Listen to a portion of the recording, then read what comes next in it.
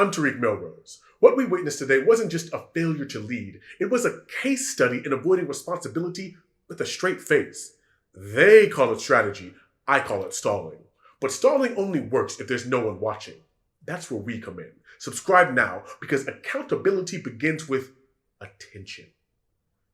And we're paying attention.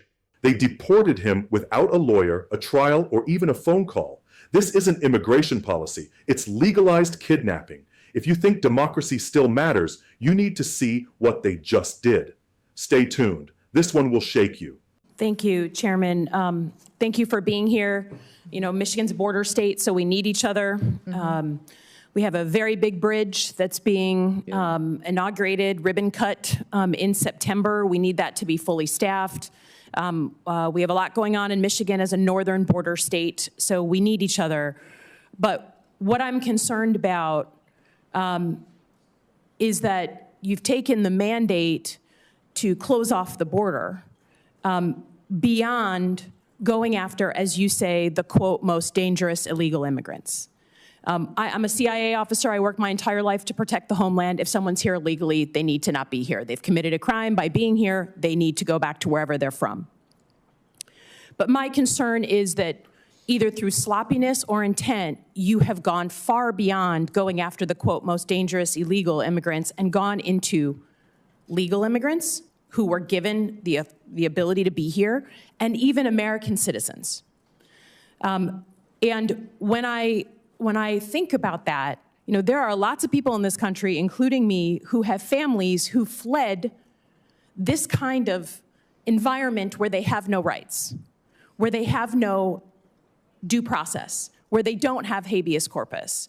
So while I'll be the first to say, coming from a state that was won by Trump, that there is a mandate to do something about the border, I think it is absolute dangerous overreach to go beyond that and start picking up American citizens and people who have the legal right to be here, lawful immigrants who have done everything right.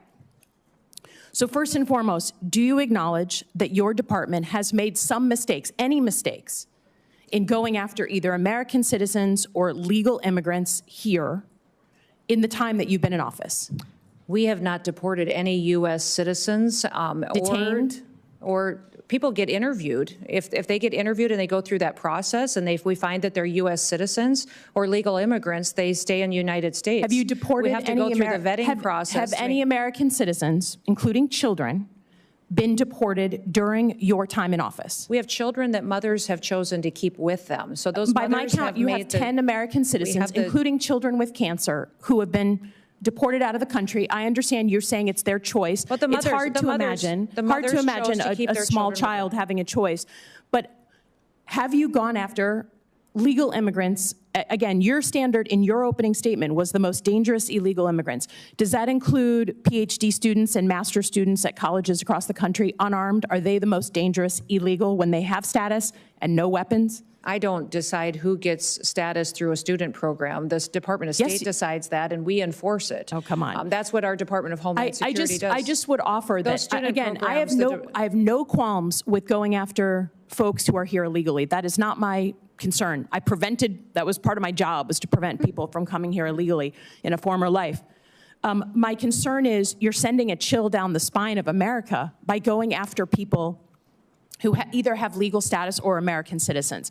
And when my colleagues ask you about habeas corpus, and you say, literally, we can review the tape, that you believe it's a right the president has, you sat here in front of all of us and swore an oath to the Constitution, and that is not at all what habeas corpus is. It is a right that we all get, that American citizens get, that people who are in the United States legally have.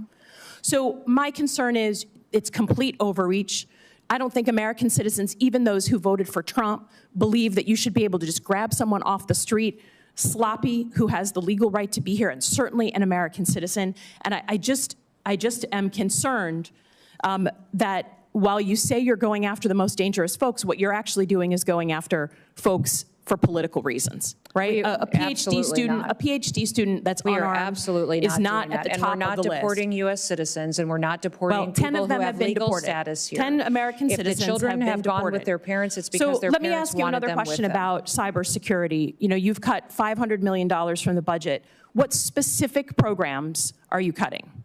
Because there are programs that really aid states and locals that we depend on for cybersecurity. And we know that right now, while we may have good security in the federal government, if you are a local state official, you're depending on the federal government. So have you cut the ISAC program, the program to states and locals on cybersecurity? The president's recommended budget has a reduction in $491 Does it cut million. that program? I've heard the and what talking it's point. doing Does is it putting cut the CISA program? back on mission. And it's you can't say ensuring that this is the most cybersecurity is going to be cybersecure. strengthened. You cannot say it's the most cybersecure administration if you're cutting the program to my state and to your state. It will and if you be look when on we- record, that's what you've cut. I yield back. Time has expired. Senator Hawley. Thank you very much, Mr. Chairman. Secretary Noem, good to see you. They gave him an asylum appointment and then deported him. No lawyer, no trial, no phone call, just gone, like he never existed. If that doesn't set your blood boiling, then maybe you haven't been paying attention. Or worse, maybe you've gotten used to it. This is not immigration enforcement. This is bureaucratic abduction, a deliberate, cold-blooded dismantling of every principle this country claims to stand for. And the worst part, it's happening in the shadows, under the pretense of order and national security. Let's break this down. The man in question did everything by the book. He complied with the process, showed up for his appointment, only to be snatched up and shipped off like contraband. This is not a fluke. This is a feature of the system, and it tells you everything you need to know about the moral rot at the heart of Trump-era immigration policy.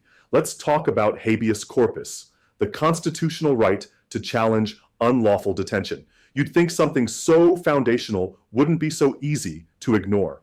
But when DHS can't even define it, you know we're dealing with something darker than incompetence. We're looking at deliberate erasure of civil liberties. This administration didn't just break the rules, they burned the rule book. Under Trump's Department of Homeland Security, cruelty wasn't an accident, it was the point. They didn't just detain people, they disappeared them. They didn't just reject asylum, they nullified due process entirely, and they did it with swagger, smirks, and sound bites designed for Fox News. This isn't about keeping America safe. It's about keeping Americans scared. Scared of the brown-skinned stranger, scared of the refugee with a story, scared of the immigrant who might just become a citizen and demand a seat at the table. When questioned, the DHS secretary couldn't even muster a coherent defense, couldn't explain how someone with a scheduled appointment ends up in a foreign jail, couldn't justify how someone loses every constitutional right simply because they weren't born on American soil. And while Republicans shrugged and changed the subject to Hunter Biden's laptop, Democrats in the hearing tried to hold the line. They brought receipts. They named the disappeared. They demanded answers. Because that's what a functioning democracy is supposed to do. Check power, not enable its abuses. Let's zoom out. This isn't just about one man. It's about the architecture of cruelty, a system that spends more on surveillance than on schooling, that cages children while cutting food assistance, that allocates millions for private jets, but claims there's no budget for immigration attorneys. You want to know what tyranny looks like in 2025? It doesn't wear a uniform. It doesn't need tanks. It wears a suit and carries a clipboard. It's the ICE agent with a checklist and a plane ticket. It's the federal contractor with a detention quota and zero accountability. And yes, there are accomplices outside government, the tech platforms that algorithmically amplify fear, the networks that peddle lies about illegals, bringing disease and crime, the talking heads who wrap xenophobia in the flag and call it patriotism. They're all part of the same machinery. Meanwhile, immigrants are left to navigate a maze with no exits. They're labeled criminals for existing, told to wait their turn in a line that doesn't move, blamed for problems they didn't cause, and when they comply, they get deported anyway. Let's be real, this isn't about law and order. It's about power and control. And once a government discovers it can make people disappear with no oversight, there's no telling who's next. First, they came for the asylum seekers. Then they'll come for the journalists. Then for the activists. Then maybe for you. Because if they can do this to a man with a court date, imagine what they'll do to someone without one. If due process is optional, then freedom is conditional. And that should terrify every American who still believes in rights, not just privileges. This is how democracies die, not with gunfire, but with paperwork, with missed deadlines, with policies passed in committee rooms while the country is distracted by scandal and spectacle. It's the erosion of liberty, one policy memo at a time, the slow death of accountability under the guise of efficiency. And let's not kid ourselves. This didn't end with Trump. The architecture remains. The machinery still runs. The same loopholes, the same impunity, the same silence from too many corners of Washington. So what do? We raise hell. We show up. We amplify stories that were meant to be buried. We pressure lawmakers. We support legal aid groups. We demand transparency. We demand oversight. We demand that every human being, regardless of paperwork, gets treated like one, because justice isn't justice if it only applies to citizens. Freedom isn't freedom if it stops at the border. And democracy isn't democracy if you can lose your rights without a hearing, a lawyer, or a single phone call. The time for passivity is over. The time for pretending this is just partisan politics is long gone. This is about the soul of the nation, about whether we choose fear or compassion, control or dignity, silence or truth. So speak up loudly for the man who disappeared, for the child still in detention, for the mother torn from her family at a traffic stop, for the Constitution, for yourself. And if you feel angry reading this, good, stay angry, channel it, let it drive your action, because silence is complicity. And complicity in this case is a vote for authoritarianism. Call it what it is: state-sanctioned cruelty, legalized kidnapping, administrative fascism. It doesn't matter what party you belong to. If you're not opposing this, you're endorsing it. Thank you for watching. If you care about justice, if you care about truth, if you care about what this country becomes, don't look away. Don't stay silent. Like, share, subscribe. Stay loud, stay angry. And don't ever let them normalize the inhuman. This has been Tariq Melrose Vlogs, where we break the silence before they break our democracy.